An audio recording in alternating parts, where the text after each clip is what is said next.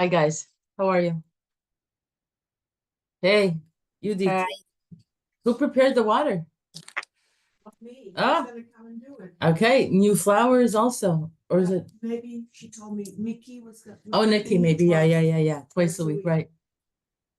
Okay, how are you?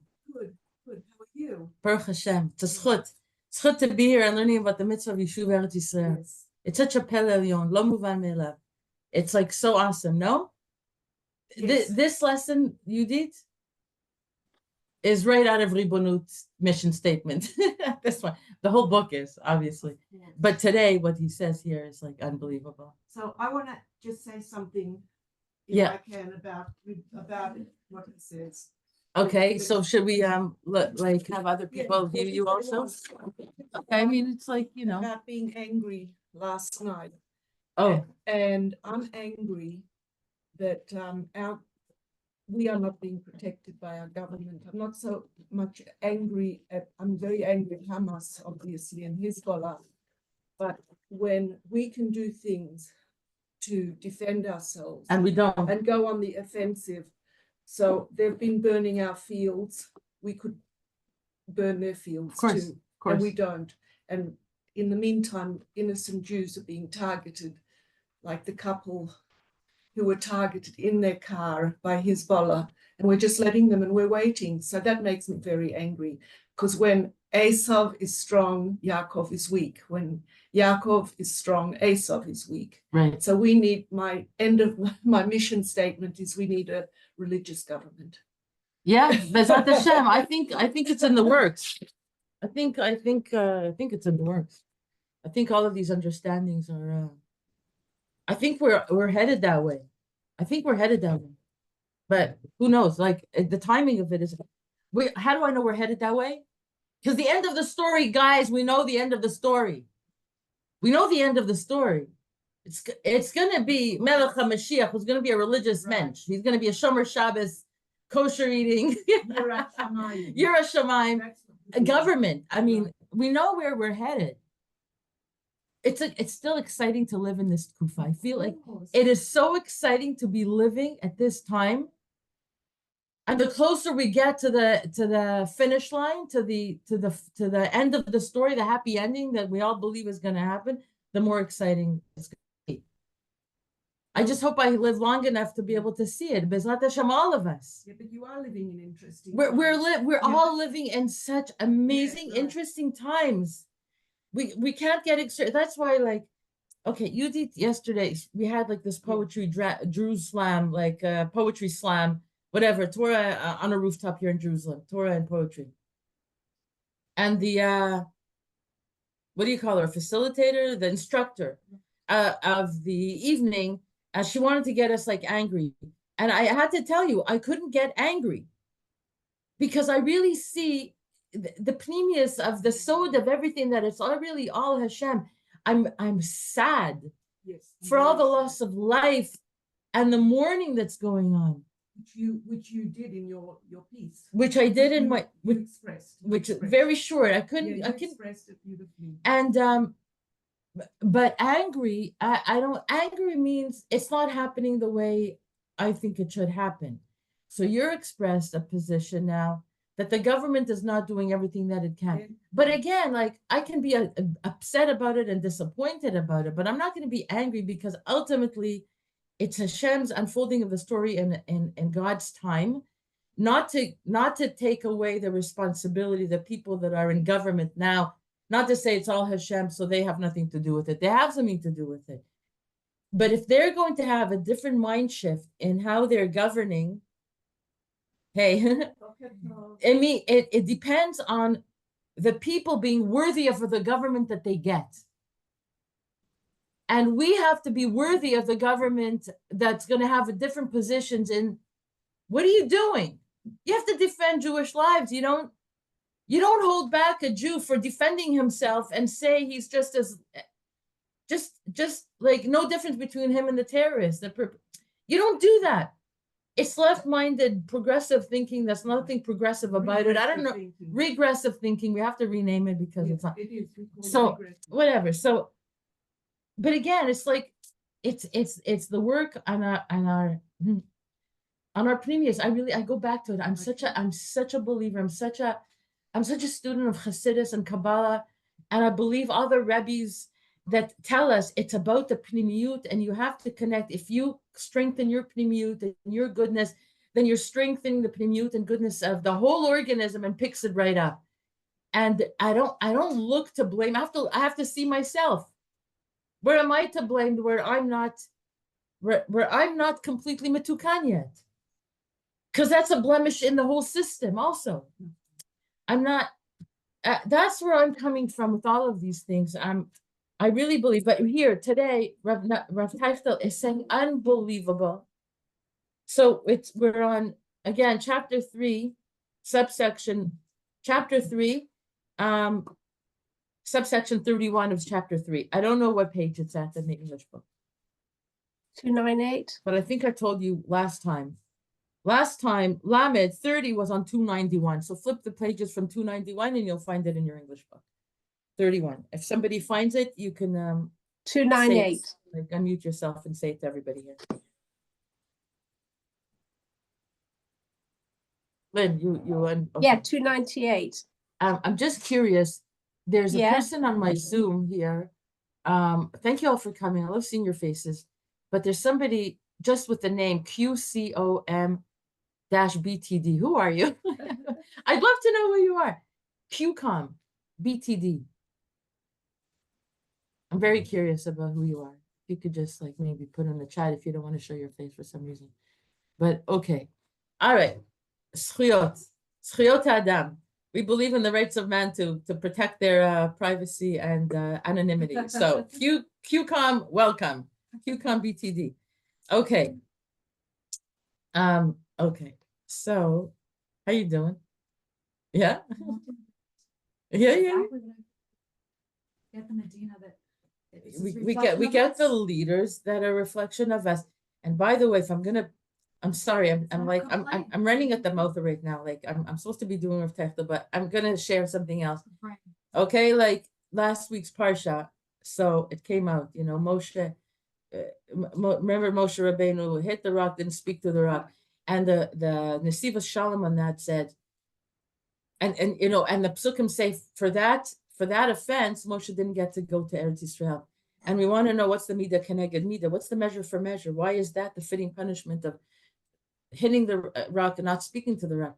And there's many different Torahs about it. I'm giving you over what the Yeshivat Shalom gave. He said, hitting the rock has more shtadlis to do than speaking to the rock. Speaking to the rock is just like there's more of a kiddush. No, it's not more of a kiddush Hashem, because speaking to the rock or hitting the rock is just the same miracle. It's a rock giving water is miraculous whether you speak to it or hit it. So that's not the thing. The thing is, he, the leader of the Jewish people, should have understood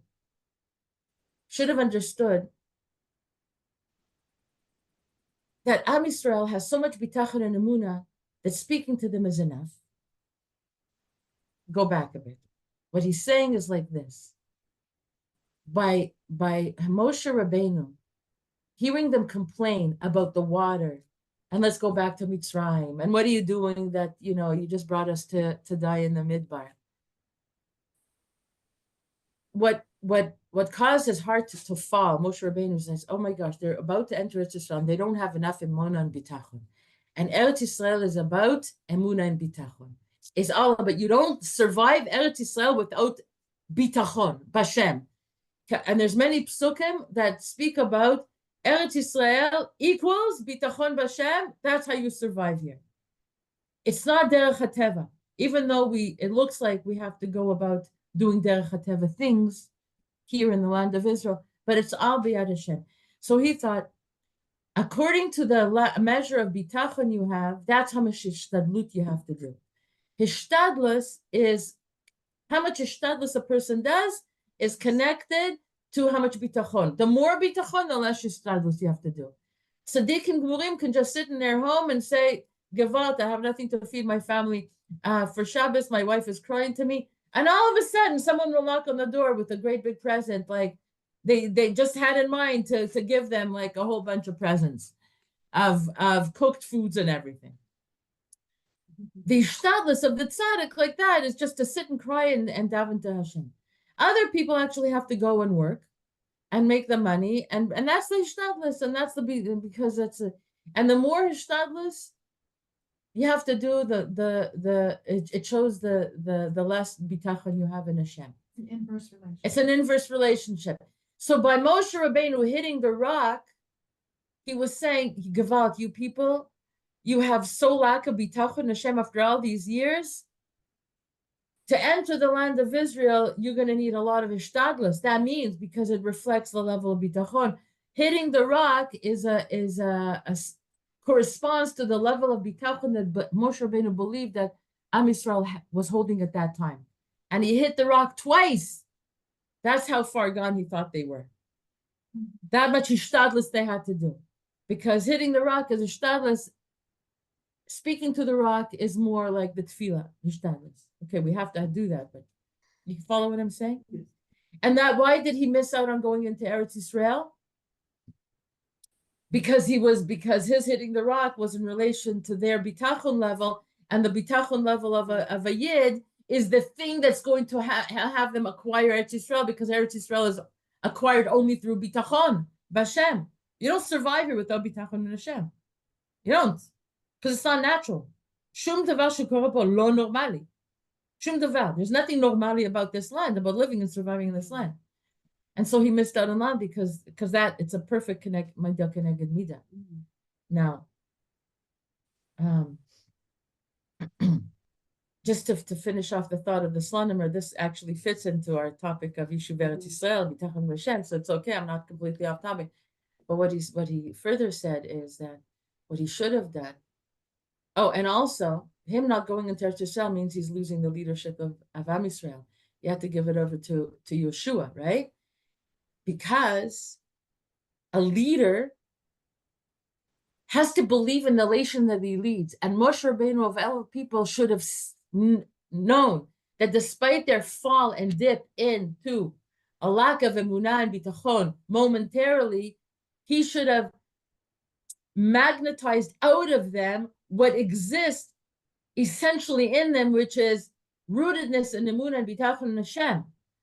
He should have spoken to them in a way that reminded them, but you're an Am Kadosh, completely mechubar and like connected to a Kadosh Baruch Hu.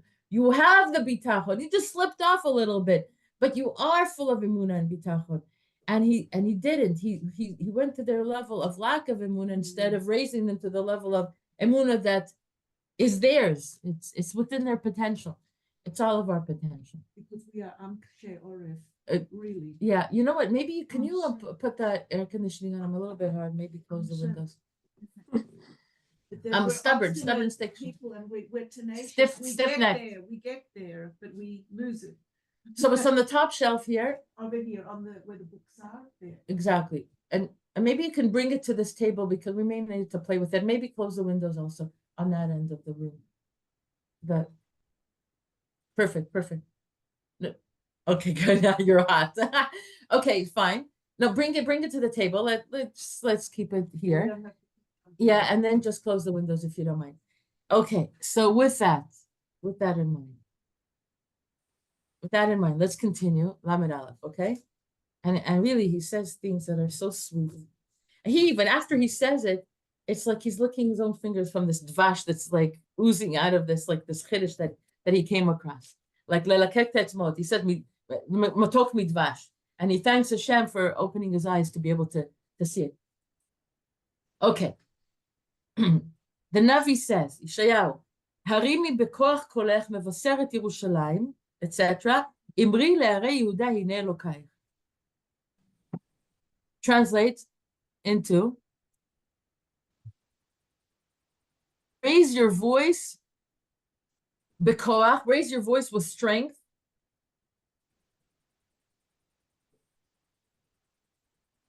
Okay. Mevaseret, bring in and announce the good tidings that are about to come. Okay, raise your voice, Am Yisrael, and to usher in the good tidings that are about to happen to Mevaseret Yerushalayim, the one who brings good tidings to Yerushalayim. Imri, say to the cities of Yehuda, Hine Elokechem, behold your God. That's a beautiful, stirring kind of like words, right? There's like a besora tova coming to Yerushalayim. Hine Elokeichem, behold your God. That's the pasuk from Yeshayahu. And then he says, V'hach emri liYehuda hine Elokeichem, eino muvan kan. But the words, Imri le'larei Yehuda, speak to the cities of Yehuda, behold your God, is not understood. We need to unpack this. What does it mean here? Why is it not a clear-cut statement? Because it seems like something is missing. Because whenever you say, Hine, behold, Elokeichem, your God, you would expect something else to follow that, like something that Hashem, your God, will going to do. Behold, your God will, behold your God. See, say to the cities of Yehuda, behold your God. What do you mean that word? In English, what do we understand from that? You're going to see God, right? But so that's where he's going with it. You're literally going to see God. But just from the grammar of the pasuk, whenever else in Tanakh we have the combination of words hine, something, behold, then something, behold your God will. So it seems like you're cutting off the statement there in the middle. Behold your God, what? Okay. An ellipsis. What? Ellipsis. What's an ellipsis mean? 3 dots. The 3 dot. Is that the right term for? I never knew it has a term. It has a name. The 3 dot, etc. Like dot. Ellipsis. I like that word. Okay. And he says, and seems like this question is appropriate. And Bezat Hashem is going to explain it. And he's bringing now a beautiful Orach Chaim HaKadosh. He says a famous Orach Chaim HaKadosh. It's from Devarim, chapter 4, verse 4. And you who cling to Hashem, your God, are living, all of you today. V'atem hadvekim b'Hashem Elokechem, the 2 names of Hashem. And you who cleave b'Hashem Elokechem, in your God, Hashem Elokechem, God your God, but Yud Kei Vav Kei, that is Elokim. Chaim kulchem hayom, all of you are living today. Now, after I finished myself preparing for this chapter, I went back to the Orach Chaim HaKadosh. He's got a ton of stuff. I wanted to see it from the inside, and I'm not going to give it all to you today, unless if we have time at the end of this class, I'm going to open up that Orach Chaim, because he says, yeah, you're right. Oh, your site is coming up. I love all the timings of these things. Beautiful. It's worth it. It's worth it to go into it then. Bezat Hashem. Okay. So what does Orach Chaim HaKadosh say on these words? He brings the Rambam. Orach Chaim HaKadosh brings the Rambam in Yesodei Torah when he speaks about the various treatment of the holy names of Hashem, that there are 7 holy names of Hashem that are not allowed to be erased. Yeah, they have to go through Gniza. Okay, they are not erased. The Pasak and the Psak is. How you doing? You look familiar. I live in New York. I come every summer. I saw you last summer. Yeah, I think you Sure. wore a shaitel. You wear a shaitel. Yeah, I usually wear a shaitel. Yes. Remind us your name. Thank you. Liraz. Liraz, welcome. Yeah, thank you. Liraz, to me a secret. Wow, what's your Yeah. secret? It's not it's really the Torah, the deep secrets of the Torah. Of the Torah. I'm always running to Because Shia. Raz is also in Torah. It's all the gematria is all lined up with beautiful. My parents really had Ruach HaKodesh because they weren't from at the time when they named me. Wow, such a No, holy really. spiritual name. Yeah. Okay, welcome. Thank you So much. nice to come that you came. Okay, so now the Rambam gave a psak. He's teaching halachas about the holy names of Hashem, 7 holy names that are not to be erased, and then he says, but suffixes and prefixes that are attached to the names of Hashem, you're allowed to erase. You're allowed to moched. You're allowed to cross them out. You're allowed to. Paper? I'm sorry. Here, Paper? yeah. Perfect, thank you. It was like waiting for you. Like, Yeah, that's like thank you. mamash. Yeah, you have writing something to write with? Yeah, okay, thank Okay, you. good. הנצפה להשם לפניו מותר למחקו מלאחר הבא. Okay, so if you have like what's the suffix and a prefix like ba Hashem, la Hashem, so the bet and the lamed are not really part of the integral part of the Hashem, the name of Hashem, so those you're allowed to erase. Milfana bat, he says, hanitpal Hashem milfana mutar machud. But so in all cases, the prefix you're allowed to erase, but not in all cases are you allowed to erase the suffix. Because like you have the name of Hashem Elokim. Elokim is the name of Hashem, right? But what happens when you say Elokecha? What about the Chaf Sofit? In cases of suffixes that are added to the name Elokim, those are just as holy as the name itself, and you're not allowed to erase them. Like Elokecha, Elokechem, Einam Nimchakim, we don't erase them. And they are exactly like all the other letters that make up the holy name of Hashem that you're not allowed to erase. In the case of Elokim, Yud Kei Vav Kei never gets a suffix. They get prefixes, but not something. You don't conjugate Yud Kei Vav Kei, Shem Havaya. Only with the prefix. Ba Hashem, La Hashem. It's not Yud Kei Vav Kei Chem, Yud Kei Vav. When you want to say this God is your God, then you attach the word, the name of Hashem Elokim, Hashem Elokechem. So we understand that it's yours, because you don't do that to Yud Kei Vav Kei. So that's the halacha that the Rambam teaches us. V'zeh ma shenitkaven lomar lehem b'mamar hadvekim b'Hashem. And this, and Or HaChaim HaKadosh brings this halacha of the Rambam on the pasuk. And you who cleave to Hashem today, B'Hashem Elokechem, are living all today. But Hadvekim B'Hashem. So now Or HaChaim is taking this halacha of Rambam, taking these two words, Hadvekim B'Hashem, who cleave to Hashem, and he gives a parish, Lefi Shem Zem Yuchad Shem Havaya Baruch Hu, ein ot nidveket mismechet lo melachrav ela milfanav. Because this holy name, another letter can only attach itself as a prefix and not as a suffix. Kegon la Hashem o b'Hashem. V'otiyot elu ein bahem kedusha. And these, the lamed and the bet of la Hashem b'Hashem, these suffixes do not have holiness to them, and they are allowed to be erased. Ve'im ken, and if so, tiyeh dvekut Yisrael b'Hashem b'derech zeh she'ein Hashem mekadsham. So if that's the case, the cleaving of Am Yisrael to Hashem, to this name of Hashem, but if there's a bet there, if there's a prefix there, ve'atem hadvekim b'Hashem, in the letters of that precede this name, it means that they're not really cleaving. It's like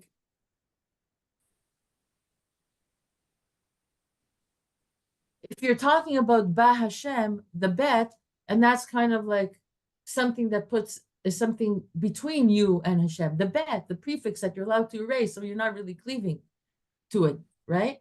You would think that because it's like as if you're attaching to yourself, but it's not like you're attaching to yourself because there's something that's there that can be erased. But that's why the name of Hashem Elokechem is attached. Dvekim b'Hashem eina kedvekut k'otiyot shelefanav elokut shelacharav. That means that the dvekus with Hashem is exactly like the chem of Elokechem in this pasuk. Hadvekim b'Hashem Elokechem. That our dvekus with B'Shem Havaya, our dvekus with Yud Kei Vav Kei, with this existential name of Hashem, is as the suffix of chem in Elokechem that have as much kedusha to it as the rest of the letters of the name Elokim. Shehem kedoshim kisher otiyot shel Hashem. Shal ken akat akra gam ken b'Hashem velo Elokechem lechud. That's why he added the name Elokechem together, and not just he left it as Dvekim b'Hashem, which sounds like it would be awesome. but it's implied by Hashem with the bet there, implies that maybe we're not exactly cleaving like two things have become one in Dvekas. To teach that the Dvekas of Am Yisrael is in the name itself, the Yud Kei Vav Kei,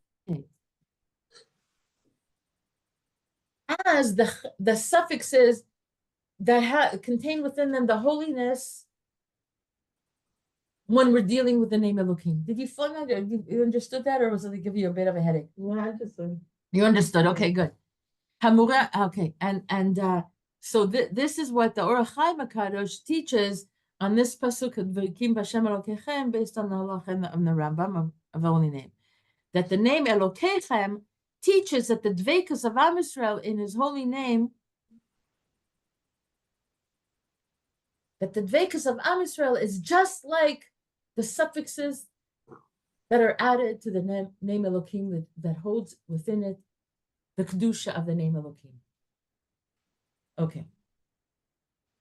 Vehine ra'iti dvar nifla. Now he's continuing, and he saw a beautiful something. Okay, another beautiful chiddush in the parish of Tzror Habor, who is the father-in-law of the Beis Yosef, which is of Yosef Karo,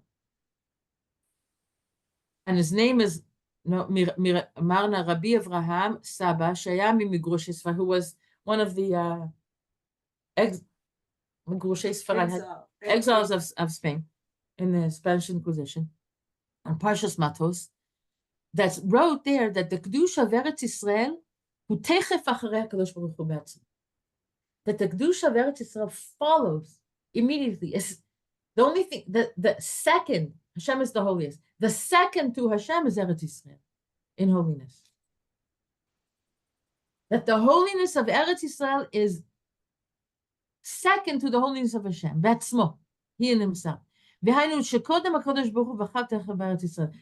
there is HaKadosh Baruch Hu, and then right away, what follows the Kedusha of Eretz Yisrael?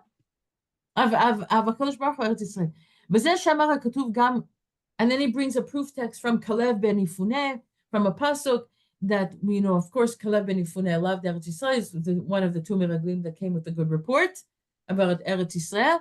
And when Moshe Rabbeinu retells the story in Perek Aleph of Dvarim, it's going like a recount of the history of this, the last generation before they go into Eretz Yisrael, and he's mentioning this, like, and Kalev followed Hashem, followed Eretz Yisrael. He didn't.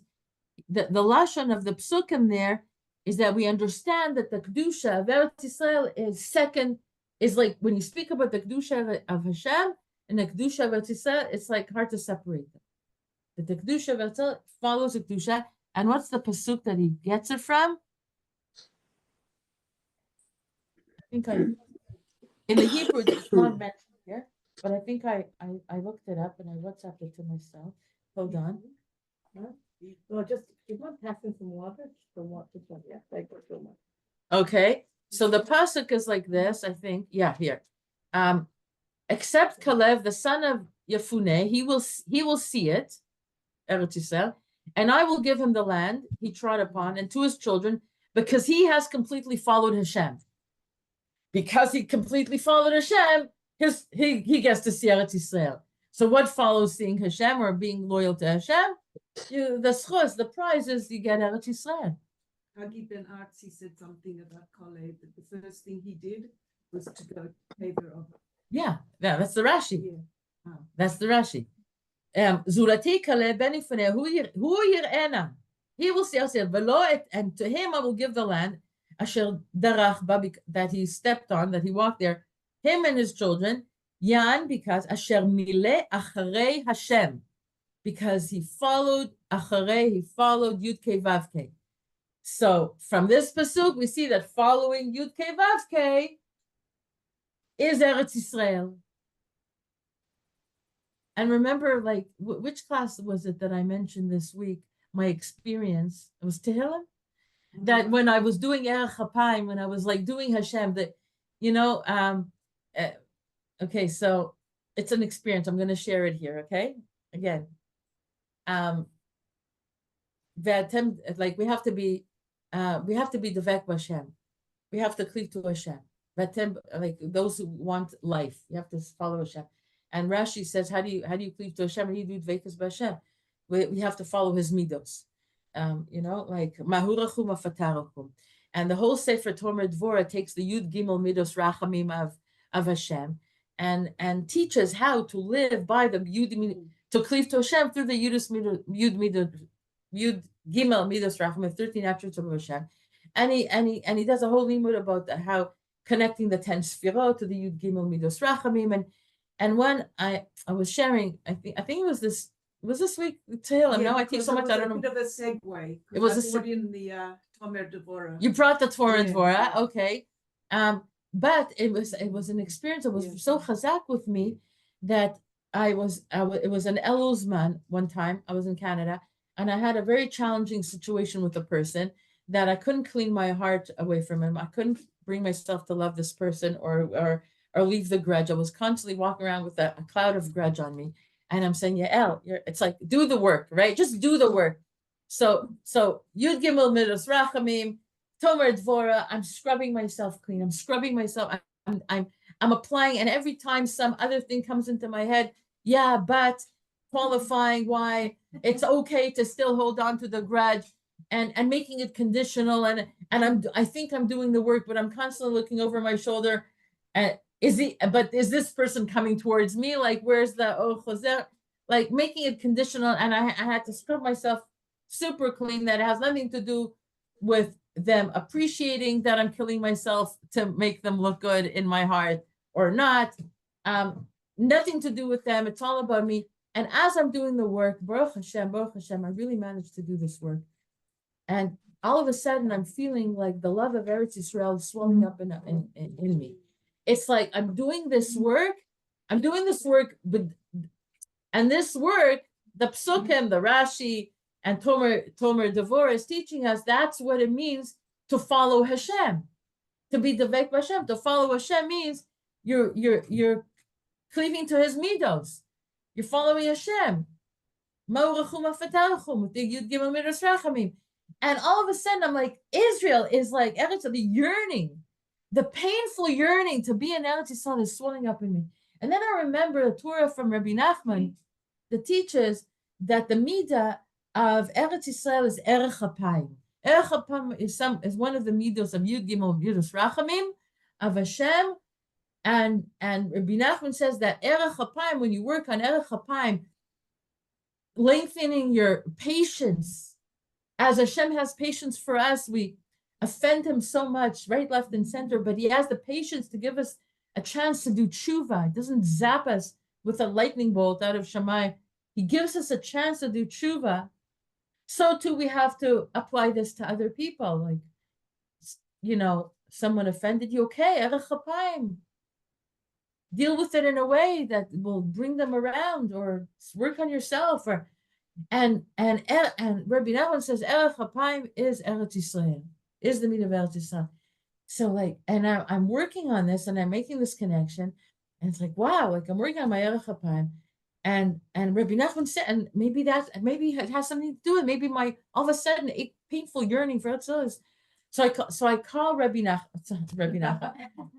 I call Rabbi Chaim Kramer, the head of Wrestle Research, and I said, listen, I'm having a moment here. I'm doing the work of Erech HaPayim with the help of Torah and Dvorah, and all of a sudden I can't stop thinking right on the yearning.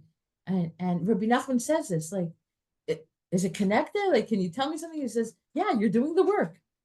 Because that's what happens. When you follow Hashem, Eretz Yisrael comes to you. You acquire a measure of a bechina of Eretz Yisrael. That's what Rabbi Nachman says in that thing. Pele Elyon, Pele Gadol. It's like such a Pele, right? I don't understand that concept that you just said. What concept did you not understand what I just said?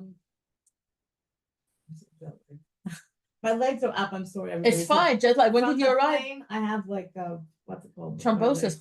No, I have edema. My legs hurt me so much from the plane. Like the pressure everything. You have to. I'm right obviously off the shake plane, it. so excuse me. Okay. Wow. Well done. Wow. No, the being connected to Eretz Yisrael and Hashem and what we went through. Was that Toronto, Canada you mentioned? It was Montreal. No face. No face, no face. No. Not a- Yeah, you don't look jet lagged. Yeah, so, I look more jet lagged than you.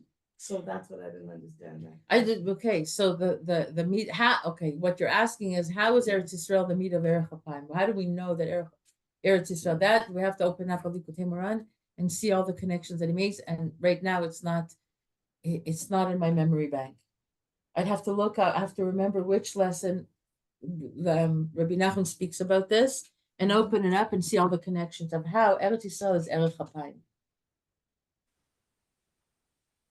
No, but you mentioned yourself, your own experience. My experience is I put into practice Erech HaPayim. Mhm. I towards this person that was very challenging, my Erech HaPayim, my patience, my love, my rachamim for them. I had no compassion. They were making my life miserable. But they're a fellow Jew, and I had to. I felt like, as much as my mind can come up with all kinds of justifications not to like this person, Yeah. and to even hate them, this is something that's blocking the light of Hashem from entering my heart, and I'm approaching Yamim Noraim, and this is a mechitza, because Hashem says in the Torah, Lo tisneh et achicha b'levavecha, do not hate your brother in your heart. You have to. But what's the connection with Eretz Yisrael over here? But the connection to Eretz Yisrael is that the midah is the midah of Eretz Yisrael as an organism. Yeah. Eretz Yisrael is not a land like any other land. It functions. It's Hashem's hashgacha upon it. Every other land in the world has a ministering angel about it. Hashem gave it over to some sort of sar, some sort of ministering angel. Okay. Hashem took command of Eretz Yisrael himself. He didn't give over to any other malach. It's a Kadosh Baruch Hu himself that is the overseer of everything that happens here. That's why everything is b'hashgacha. That's why there's no rains that fall unless there's davening for it. Mm-hmm. We're not watered by any natural resource. It's all b'hashgacha v'kadosh baruch hu. Everything that happens here, everything. The most mundane thing, like making an appointment to see the manager of a bank. Don't just because you make an appointment. Who says? Nothing is like nothing. Nothing. Specifically in Eretz Yisrael, and because Hashem has hashgacha, because the land of Israel is all about emunah and bitachon. Oh, you missed the first part of this thing. Eretz Yisrael is all about, you don't function here without emunah. You think you're going to come here and live derech hateva like you did in America? Forget about it. It doesn't work. Derech hateva doesn't work. It's all me'al hateva, and it all is connected to emunah, and it depends on how much bitachon in Hashem, putting into practice that an emunah you have, living about your daily life here, that makes the difference. Whether the land is going to absorb you, whether the klita, we have misrad the klita. I love that they use these words, right? Like the absorption center. Because the land needs to absorb you, and it would only absorb you if you have emunah and bitachon. Otherwise, what do we learn? It spits you out. If you're not, if it's like chas v'shalom, because it's gonna you coming with your lack of bitachon, lack of emunah, bad things, is going to give the land indigestion because it absorbs you in it. And if you're not in keeping with its constitution, it'll vomit you out, like when chas v'shalom. Yeah. But there's good news because we did a chapter already. So why isn't it vomiting now? Because I'm not going to go into that, but there's a reason. Because when there's a road, it depends, and because we don't have a base, whatever, it's too long to go into it. Has to do with base hamikdash, having it, not having it, rove. If do we know what we're doing? Do we know we're knowing? When most of the people, when you have a chance to really follow Hashem, that's when it's glaring, and that's when it hurts the constitution of the land when you're on it not living correctly, and then it'll spit you out. But if everyone is, it's a chesed elyon that there's so many people here not knowing what they're doing, and the founders of, in the past, 150 years, the chalutzim, the builders of the land, we're tinok shenishba, and they get a, it's a different cheshbon in terms of vomiting out. Okay, so let's go back. Did that answer kind of your question? Yes. Okay, thank you good. very much. Okay, good. Bye-bye. So now, okay, we're continuing. Velpize, and according to this, it's beautifully understood. Shapir, Muvan Shapir, we understand it better. Kavanat, we understand the pasuk of the Navi. Imri le'arei Yehuda hine Elokechem. Say to the cities of Yehuda, behold your God. Shezot yomru v'yodiu le'arei Yehuda, Hashem mamash Hashem Elokechem. Okay, did you get this, Judith? This is like unbelievable. To Hainu, that is to say, Shazot Yomru v'yudilu, that this is the big announcement of what they have to say to the cities of Yehuda. Shehem mamash Hashem shel Elokechem, that they are mamash the name of God. Okay, what's all the connections? Let's go back a little bit. Okay. There's this pasuk that seemed like it was cut off in mid-sentence. Behold your God. Behold what? Okay, so like behold, okay, I'm listening, my ears are open, but that's the end of the statement. So what kind of statement is it, or what should be follow it? And then he brought the halacha from the Rambam that the suffixes and that attach themselves to the name Elokim is as holy as the name Elokim itself, Elokechem. So now Rav Teichtel is marrying all of these concepts and coming up with his own chiddush. Imri le'arei Yehuda hine Elokechem. Listen, say to the cities of Yehuda, hine Elokechem, behold Elokechem. And we know that Eretz Yisrael is second to the holiness of Hashem, right? We learned that? What follows the name of Hashem is Eretz Yisrael. So Imri le'arei Yehuda hine Elokechem, which means just as Elokechem, all of it is holiness. Imri le'arei Yehuda, say to the city of Hashem, hine, behold, you are just like what we learn about Elokechem. Because you follow it, but it's very hard to say. I wonder if the English is better here. If it's less Dre copy here. Imri le'arei Yehuda, hine zot yomru v'yodiu le'arei Yehuda, Hashem mamash Hashem shel Elokechem. You are mamish, as holy as the name of Hashem is. You have the holiness of Elokechem.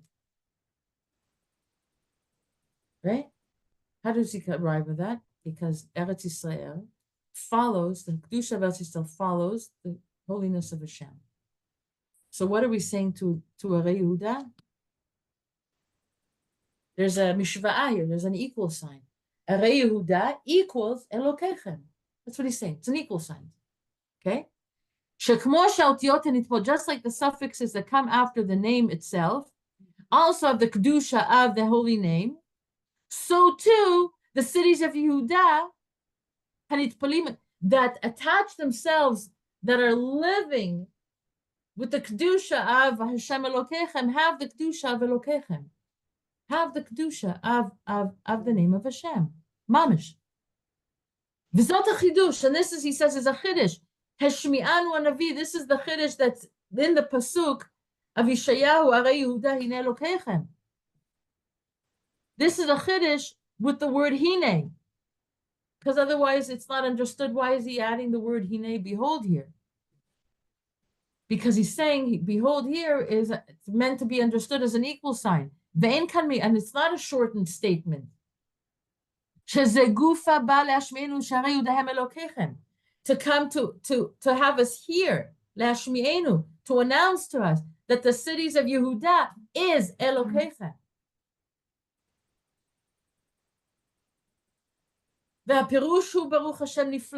And this is a wondrous and emistic perush. Baruch Hashem, Baruch Hashem, he says, he's thanking Hashem for bringing him to this understanding of it. This is chiddush. Now, if you remember the last time we had a class 2 weeks ago, I gave you a whole story about this Meshulach that went from Poland He went to Tzfat, to Poland, and he's telling them how everything in Eretz Yisrael, even the pebbles on the ground are gemstones, it's like mamish. It's just like it fits into here, right? It's like everything is kedusha. There's nothing mundane and not holy. Nothing is chol in the chol of Eretz Yisrael, in the sand of Eretz Yisrael. It's all holiness. It's mamash elokut. That's what you're saying. It's like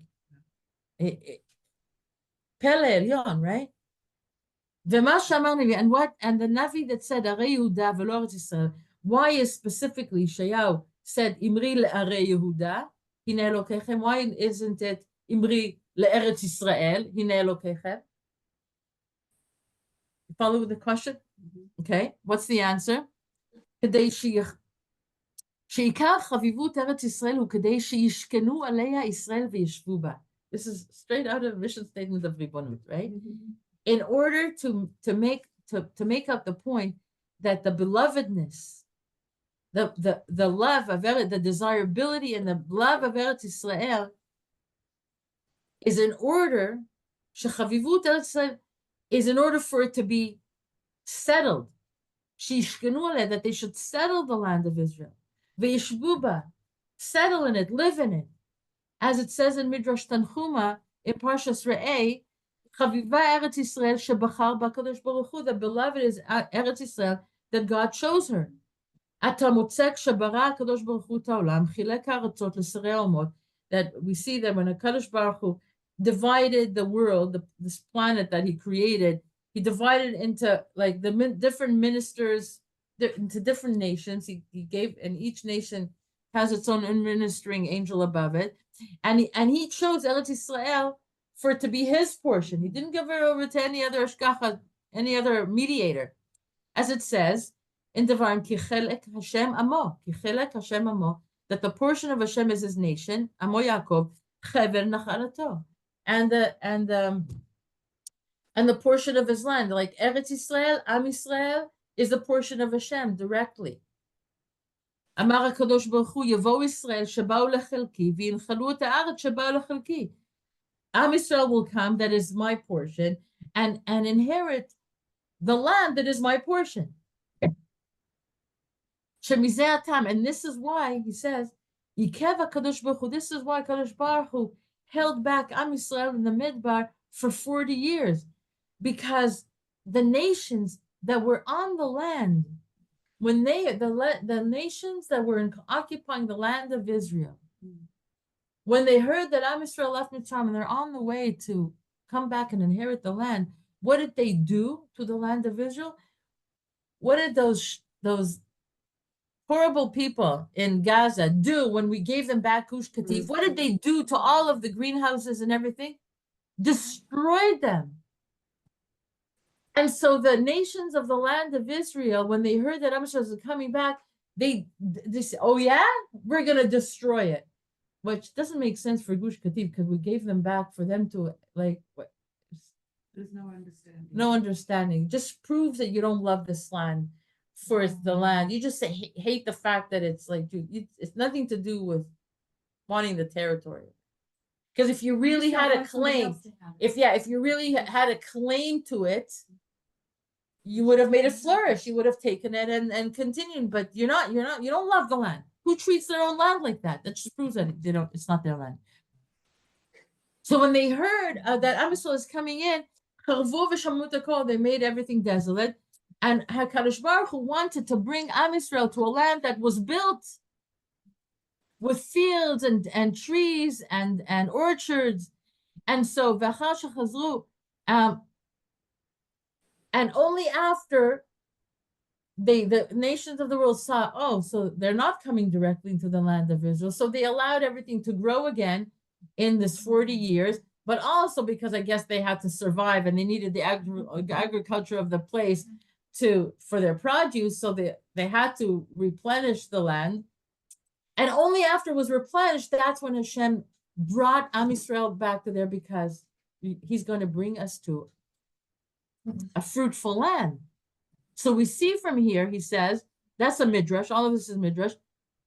And he says here that the Chavivut Eretz Yisrael, that the love of Eretz, the belovedness of Eretz Yisrael to Hashem is when he sees that the land of Israel is settled by Jews in the land of Israel. Not when it's desolate, without the possibility of absorbing the people back into the land. So we see that when it's desolate, without anything settled on, without any buildings on it and stuff like that, and so it's not an appropriate place for Hashem to bring us. And if that's the case, then it's not appropriate. It's like missing from its ability to cling to Hashem even. It's his, but it's like, it's not like, okay, it's his ultimately when Am Yisrael is doing Torah Yisrael, Be'eretz Yisrael. But if Eretz Yisrael is not inhabitable, then Am Yisrael cannot do Torah Yisrael and Eretz Yisrael because you need the productivity of the land. So ve'az be'inahuyan. So when it's not appropriate to cling to Hashem, as the Turei Zahav says, so too, when Eretz is desolate, without anybody settling it, it's not really like, you can't say that, you don't see the blessings of Hashem on it, just like the 2,000 years that it was the hands of the Goyim, it was like, it wasn't growing anything here. There was no blessing of Hashem in it, so it's like Hashem is not attaching himself to it. It's like he's doing an about face. He's not facing with his hashgacha face to face. So it means there's blessing on the land. Therefore, the Navi said, "Imri le'arei Yehuda," say to the cities of Yehuda, because when you speak about cities as opposed to Eretz Yisrael, it could be in a state of settled, it could be in a state of desolation. But when you speak about cities, when you talk about a city, you're memela speaking about a settled. It's a built up. It's a town. It's people living on it. It has all its resources. It's all its infrastructures in place. It's an inhabitable place. When you speak about cities, you're talking about a place of inhabitants. So arim bnuim, we're talking about inhabitable places that are fit for settling. And in that case, it's like the name of Hashem is clinging to it. Imri le'arei Yehuda, hinei Elokeichem. We can see Hashem in the land, Hashem's connection to the land when the cities of Israel are built. So in other words, the equation of cities of Yehuda equal Elokeichem comes to even more sharp understanding, because in our inhabiting of the cities of Israel, that's when we see the blessing of Hashem. There's a revelation of godliness when the Jews are inhabiting the land. So the Jews inhabiting the land is not how smart the Jews are to be able to inhabit the land, which was desolate up until now. Nobody can do anything with it. It's like what you're seeing is God himself at play, because Eretz Yisrael is only through Hashgacha of Hashem. So if anything happens of a bracha nature in the sun and the land, is like none other than Hashem doing his thing. Seeing Hashem. And then we see that the holiness of the name of Hashem rests upon Arei Yehuda, upon the cities of Yehuda, just like the Chaf and the Mem of Elokeichem gets its kedusha just because it clings to the name Elokim. It's not to be erased. Elokim, Elokeichem, it has the same kedusha standing. Arei Yehuda, an inhabitant city of Yehuda, inhabited by Jews, because it can only be inhabited by Jews, because when Goyim tried to inhabit it, it wasn't inhabitable. It was poverty there. So it has the kedusha of the name of Hashem. And therefore, the Navi said, Arei Yehuda, hinei Elokeichem, just like the built-up lands are worthy of it being inhabitant, so too they have the kedusha of Elokim. Fantastic. And from all of this, we see from Midrash Parshas Kedoshim, Rabbi Yehuda bar Verse Simon Patach says, Acharei Hashem Elokechem telechu. There's a pasuk, Acharei Hashem Elokechem telechu. What would be the English to this? Following Hashem Elokechem telechu. Or after Hashem Elokechem telechu. In other words, follow Hashem, your God. Walk in his ways. Acharei Hashem Elokechem telechu. B'ki efshar levaser, but can you actually tell a person to actually follow Hashem? How does, like, just on the pshat level, how do you follow Hashem Elokechem? Metaphorically, we understand it, but it has to work on the pshat level also. Acharei Hashem Elokechem telechu. After Hashem Elokechem, you shall walk. Ela mitchilat briyato shel olam lo nitasek kadosh baruch hu. So here he says, what does it mean? It means follow. What does it mean? Follow the ways of Hashem. Walk in the ways of Hashem as Hashem did, so shall you do. And to say this in a bit of a short day, what does Hashem do? Vayita Hashem Elokim gan be'eden. The first, Hashem created the world, and the first thing he did is planted a garden in Eden. And from this, we understand, the Midrash is telling us that the first thing we have to do when we enter the land of Israel is to be busy with planting on the land. What the Chalutzim did, to dry up the swamps, and to plant eucalyptus trees, to Hurshat eucalyptus. You know that song from Naomi Shemel? Hurshat eucalyptus, it's all about, she's singing about the first days, like eucalyptus trees dried up the swamps. So they brought the eucalyptus trees from Australia, and that's why we have eucalyptus trees in Eretz Yisrael. But so the first thing, in order to be able to build on the land, to plant and to have things grow on the land, to build an agriculture, so that's the first order of building the land. You want cities, you need to be able to sustain it through the produce that's going to grow on the land, to be sustainable. So the first thing that God, who do we learn this with? From God himself, because the first thing we see, the first action that he did after Vayihi, Vayomer Hashem Vayihi, that he created the potential of the world to come into existence, Vayita Hashem Elokim gan be'eden, he planted a garden. Such a sweet vision, right? He planted a garden. So ki tavo el haaretz v'natatem. That's why we have in Vayikra pasuk, when you will come into the land, ki tavo el haaretz unetatem, and you shall plant, because we're following Hashem. Acharei Hashem Elokechem telechu. We're mamish doing as God did by doing that, and that's from the Midrash. Okay. Okay.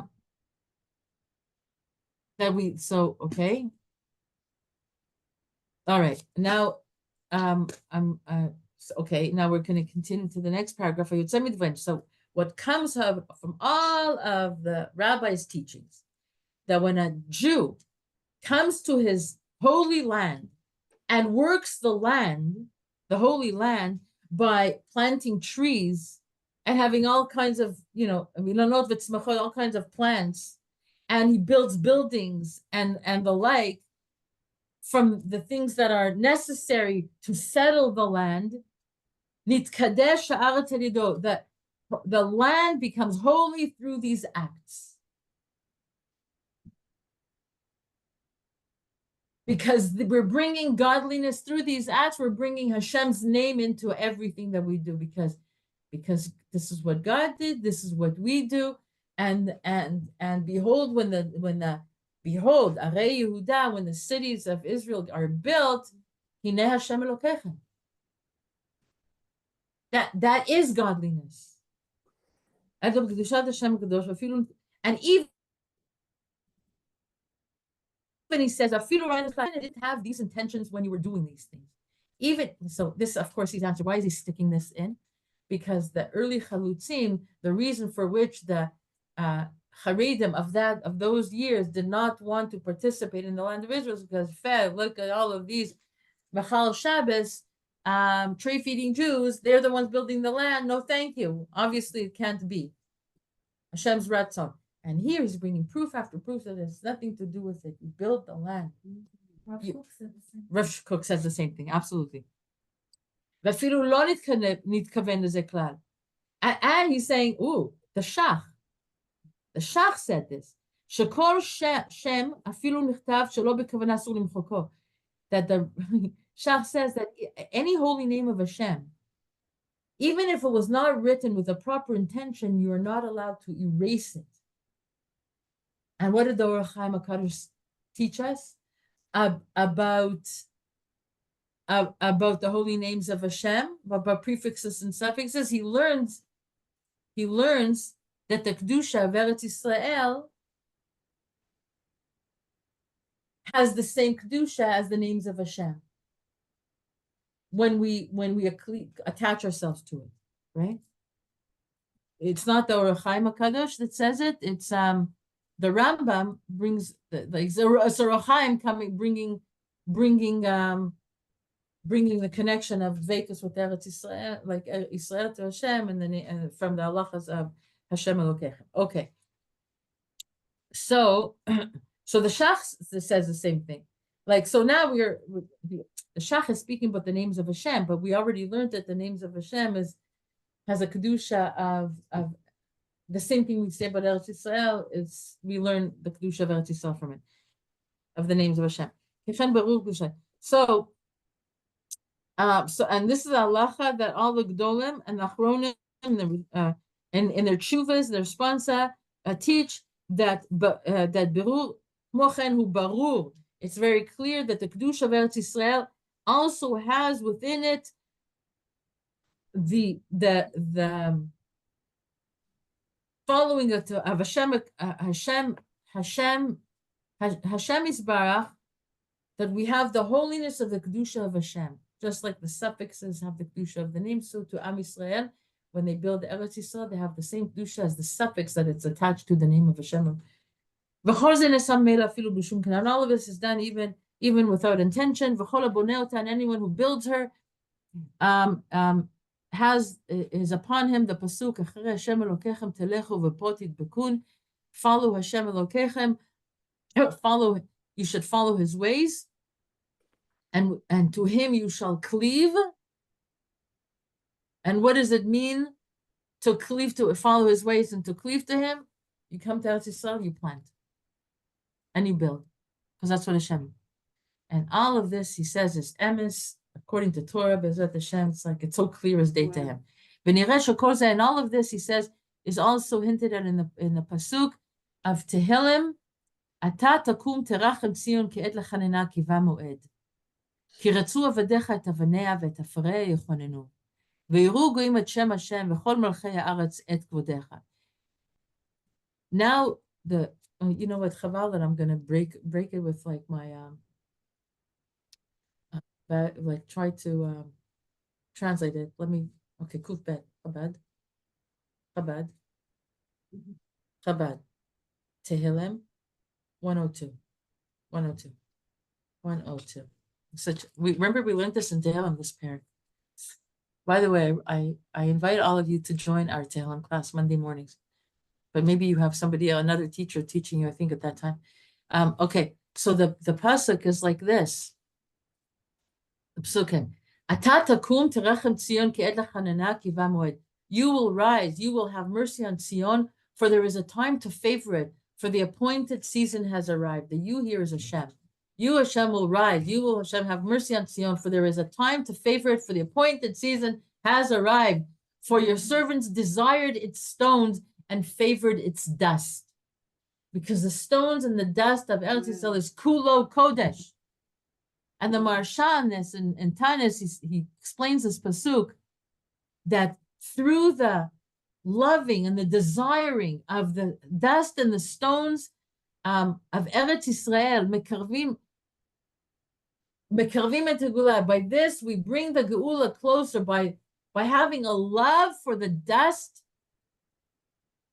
and for the stones and the dust of the land of Eretz Yisrael. והכוונה שבונים אותה ומיישבים אותה.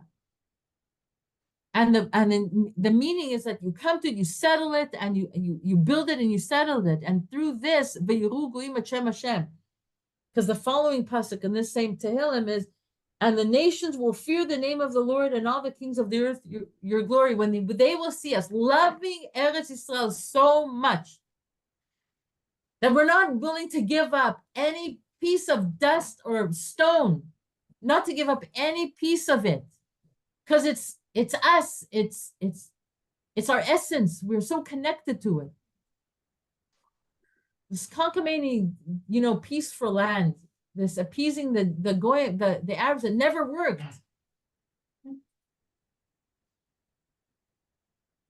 It's like, would you give a piece of a piece of your flesh, your child, would you give up? You wouldn't. So when they see us really like, this is our land, we're not going anywhere. Through this, the holiness of the land will come out more through the holiness of the name of Hashem. And then, like, God himself is being revealed. And through this, all the nations of the earth will see this and will come to fear Hashem too. And all of this because the holiness of the land became holy through the holiness of the name of Hashem that now is being revealed and coming out through the inhabiting of the cities of Yehuda, through the Jews coming back and taking back sovereignty over the land. Shtabach Shem Olad, it is chut. It is chut. It is chut. It is chut, ve'ez a perek gadol. It's such a chut. What am I referring to? Like just to be able to learn this, to say these holy words, and to be in Eretz Yisrael, and to know about this holiness, and to be part of the unfolding history of this. Like this is happening, that we're bringing a Lakut into the land of Israel just by living here and building in, and paying taxes to be able to build. Of course, they spend taxes on all kinds of nonsense that we'd rather not give. But But to be able to be here and pay taxes, to know that this is like, it's all of a sudden the taxes take on a whole new different other holy meaning. The arnona that we pay for the garbage collection in Yerushalayim. Pele Elyon, it's such a schut. Everything is like such a mitzvah and such a schut. When I was in Oswego morning. Yeah. We want everybody to hear this. Yes, when I was in Oswego a few weeks ago for the memorial of the 3 boys. Yeah. Yudit Katzover announced. Tell us who Yudit Yudit Katzover is. Katzover is the leader of one of the leaders of the sovereignty movement. And tell us what the sovereignty movement is. What we just studied, that Eretz Yisrael belongs to the Jewish people. And we have to build it. And we have to build it. And they built a beautiful, beautiful Yishuv in Oswego at the site where the boys were slaughtered. And she announced with such pride, and she said, we are planning a hotel here to build a hotel. Okay, Can you imagine? In the middle of nowhere. That's such a mitzvah. But you could. We did a shepach trip there, no? No, we never went. Oswego? Yeah. We didn't go there with shepach? No. Okay, time to go to Oswego. Can you imagine a hotel there? Why not? It's beautiful. It's beautiful country. Yeah, it's like yeah, it's forest land. It's nice. forest land. Yeah. But we haven't been there. Jews hadn't trodden there Jews in hasn't- many years. And Jews had not been there for so many years, and it took the death of these Yeah, 3 3 precious boys. boys. Can you imagine? It's like 10-year anniversary. Yeah. It's unbelievable. And every you slaughter us, we'll build. You slaughter was built. We're just like not stoppable. Bezat Hashem, like it's because it's the time. We're not in Gullus anymore. We're in Geula moment, but Geula is not completely here. And what we're saying here is like you want to push Geula, you want to push into Geula. This is part of it. You build the land of Israel. Of course, there's the Torah of Eretz Yisrael. We have to do all the Erech HaPaim stuff. We have to love each other like crazy, and we have to have patience for each other, and we have to just keep positive and not listen and not pay attention to the news. Okay, Ruthie. It's not pay attention to lose and just understand that there's an unfolding godly story happening. Okay, thank you so much for joining. Love you all. Thank See you next you. Bye.